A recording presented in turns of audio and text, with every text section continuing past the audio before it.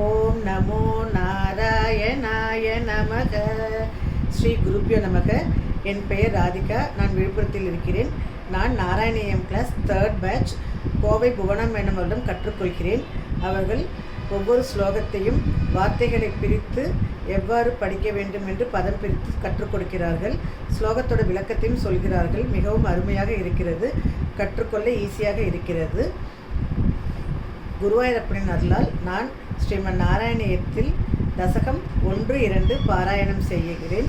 இதற்கு எனக்கு வாய்ப்பளித்த குருவாயூரப்பனுக்கும் கோவை புவனான் மேடம் அவர்களுக்கும் என் நன்றியை தெரிவித்துக் கொள்கிறேன். ஓம் நமோ நாராயணாய நமக.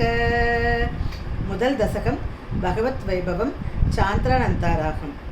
சாந்திரானந்தாவபோதாத்மகம் அனுபமிதம் காலதேशावधिभ्यां निर्मुक्तं नित्यमुक्तं निकमशत सहस्रेण निर्भास्यमानम् अस्पष्टं दृष्टमात्रे पुनरुरुपुरुषात्मकं ब्रह्मतत्त्वं तत्तावद्बाधि साक्षात् गुरुपवनपुरे हन्तभाग्यं जनानाम् एवं दुर्लभ्यवस्तुन्यपि सुलभतया हस्तलब्धे यतन्यतु तन्वा वासादिया वा भजति पदजनक श्रोत्रतैव स्फुटेयम् एते तावद्वयं तु स्थिरतरमनसा विश्वबीडापहत्यैः निःशेषात्मानमेनं गुरुपवनपुराधीशम् एवाश्रयाम. सत्वं यत्तत्पराभ्यामपरिकलनतो निर्मलं तेन धावतु भूदैर्भूदेन्द्रियैस्ते वपुरुति पहुषः श्रूयते व्यासवाक्यं तत्स्वच्छत्वात् यतचत्तातितपरसुख चित्कर्पनिर्भासरूपं तस्मिन् धन्या रमन्ते श्रुतिमतिमधुरे सुग्रहे विग्रहे ते निष्कम्पे नित्यपूर्णे निरवधि परमानन्द पीयूषरूपे निर्लीनानेकमुक्तावली शुभकतमे निर्मल ब्रह्मसिन्धौ कल्लोलासदुल्यं खलु विमलतरं सत्त्वमाहुस्ततात्मा कस्मान्नो निष्कलस्त्वं सकल इति वसः त्वत्त्वकला स्वेव भूमन् निर्व्यापारोऽपि निष्कारणमज भजसे यत्क्रिया मीक्षणाख्यां तेनैवो तेति लीना प्रकृतिरसति कल्पापि कल्पाति काले तस्या संशुद्धमंशं कमभितम् अतिरोधायकं सत्वरूपं सत्वं धृत्वा तदासि स्वमहिमविभवा कुण्डवैकुण्ठरूपं तत्ते प्रत्यक्रतारा तरललितकला यावलीकेलिकारं लावण्यैकैकसारं सुकृतिजनतृषां पूर्णपुण्यावतारं लक्ष्मी निःशङ्कलीला निलयनम् अमृतस्यन्तसन्तोकमन्तः सिञ्चत् सञ्चिन्तकानां वपुरनुकलये मारुताकारणात् कष्टाते सृष्टिश्रेष्ठा बहुतर भवके तावक जीवपाजा मित्येवं पूर्वमालोचितम् अजितमया नैवमत्यापि जाने नो से जीवा कथं वा मधुरतरमितं त्वत्वपुश्चित्रसात्रं नेत्रैः श्रोत्रैश्च भीत्वा परमरस सीताम्बोधिपूरे रमेरनु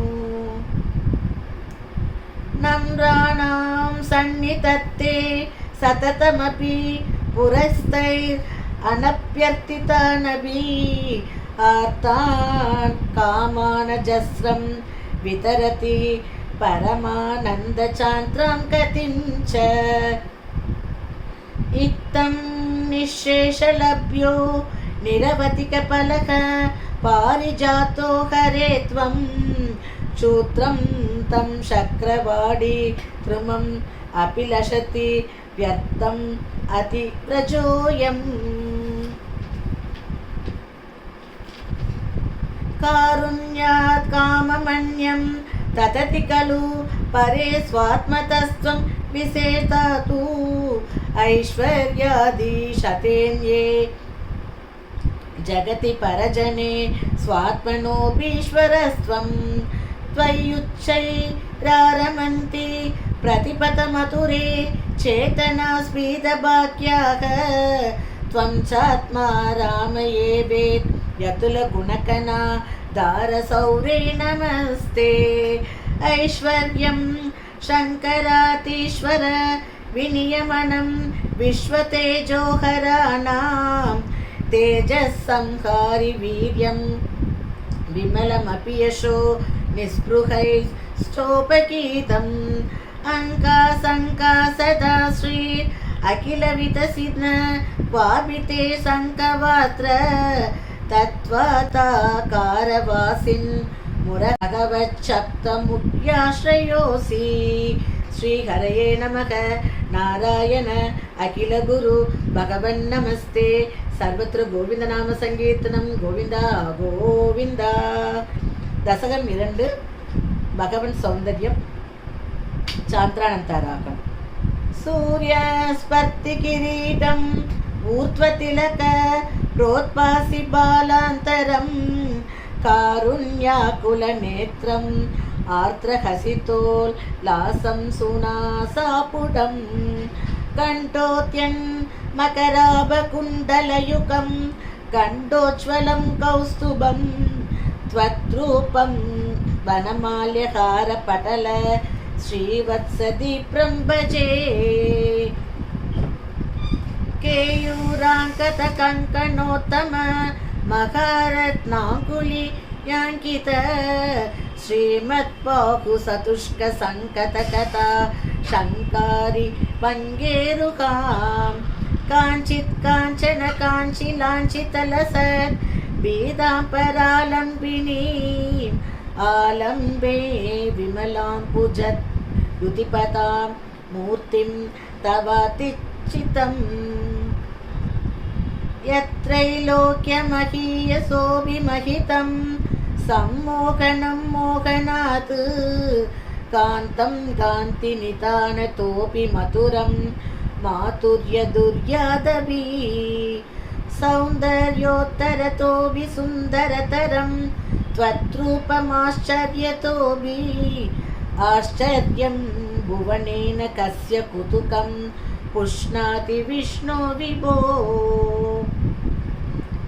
तत्तातृं मधुरात्मकं तव वपुः सम्प्राप्य सम्पन्मयी सा देवी परमोत्सुका चिरतरं नास्ते स्वभक्तेष्वपि तेनास्याबत कष्टम् अच्युत विभो त्वद्रूपमनोज्ञक प्रेमैस्तैर्यमया तचापलपलात् चापल्यवार्तोदभूत् लक्ष्मीस्तावकरामणीयक हृदैवेयं परेष्वस्तिरेवि अस्मिन्नन्यदपि प्रमाणमधुना वक्ष्यामि लक्ष्मीपदे एत्वत्यानुगुणानुकीर्तन रसासक्ता हि भक्ता जनाः स्तेष्वेषा वसति